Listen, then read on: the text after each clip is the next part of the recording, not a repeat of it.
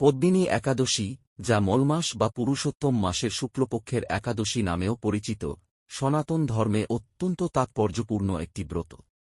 হিন্দু পঞ্জিকা অনুযায়ী প্রতি ৩ বছর পরপর যখন অধিমাস বা মলমাস আসে, তখন এই একাদশী ব্রত পালন করা হয়।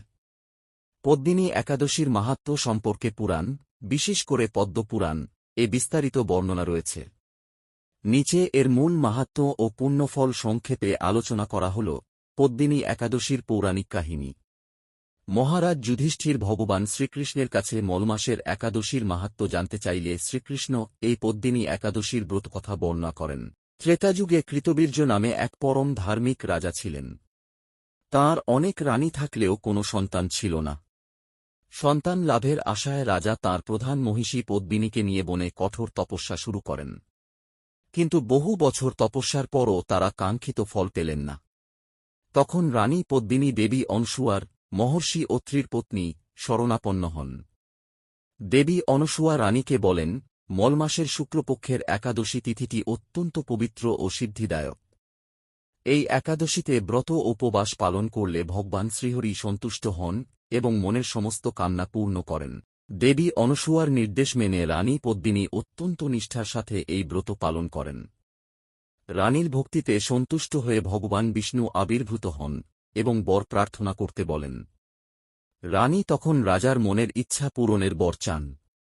ভগবান বিষ্ণু রাজাকে বর দেন যে তাঁর এমন এক পুত্র সন্তান হবে যিনি ত্রিভুবনে অপরাজেয় হবেন এবং একমাত্র ভগবান ছাড়া আর কেউ তাঁকে পরাস্ত করতে পারবে না। এই ব্রতের পুণ্যফলেই পরবর্তীতে রানী পদ্মিনীর গর্ভে কার্তবীর্যার্জুন জন্মগ্রহণ করেন, যিনি লঙ্কার দশানন রাবণকেও বন্দী করেছিলেন। রানীর নামানুসারেই এই একাদশীর নাম হয় পদ্মিনী একাদশী। পদ্মিনী একাদশীর মাহাত্ম্য ও পুণ্যফল। অক্ষয় পুণ্য লাভ। শাস্ত্রানুসারে সাধারণ মাসের একাদশী ব্রতের চেয়ে মলমাসের বা পুরুষোত্তম মাসের একাদশীর ফল বহুগুণ বেশি। পদ্মিনী একাদশী পালন করলে সমস্ত তীর্থদর্শনের সমান পুণ্য লাভ হয়। পাপ থেকে মুক্তি। নিষ্ঠাভরে এই ব্রত পালন করলে মানুষের জীবনে জ্ঞাত বা অজ্ঞাতসারে করা সমস্ত পাপ ধুয়ে মুছে যায়। মনস্কামনা পূরণ। নিঃসন্তান দম্পতিরা যদি সন্তান লাভের আশায় এই ব্রত পালন করেন, তবে ভগবান বিষ্ণুর কৃপায় তারা যোগ্য সন্তান লাভ করেন। বিষ্ণুলোক প্রাপ্তি। এই ব্রত কথা শ্রবণ বা পাঠ করলেও বাজপেয়ী যজ্ঞের ফল লাভ হয় এবং জীবনের অন্তিমে ব্রতকারী বৈকুণ্ঠধাম বা বিষ্ণুলোক প্রাপ্ত হন।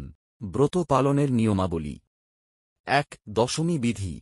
একাদশীর আগের দিন অর্থাৎ দশমী তিথিতে সূর্যাস্তের পর আর অন্ন গ্রহণ করতে হয় না। ২. সংকল্প ও উপবাস। একাদশীর দিন সকালে স্নান সেরে পরিষ্কার বস্ত্র পরিধান করে ভগবান বিষ্ণুর পুরুষোত্তম রূপের সামনে ব্রতের সংকল্প করতে হয় এবং সারাদিন নিরাহার বা ফলমূল খেয়ে উপবাস পালন করতে হয়। ৩. পূজা ও জাগরণ। এই দিন ভগবান বিষ্ণুর চরণে তুলসী পাতা, ফল ও মিষ্টি অর্পণ করতে হয়। রাতে জেগে ভগবানের নাম সংকীর্তন বা বিষ্ণু সহস্রনাম পাঠ করা অত্যন্ত ফলদায়ক। ৪. পারণ। দ্বাদশী তিথিতে শুভ সময় নিয়ম মেনে উপবাস ভঙ্গ, পারণ করতে হয় এবং সাধ্যমতো ব্রাহ্মণ বা দুস্থদের দান করা উত্তম।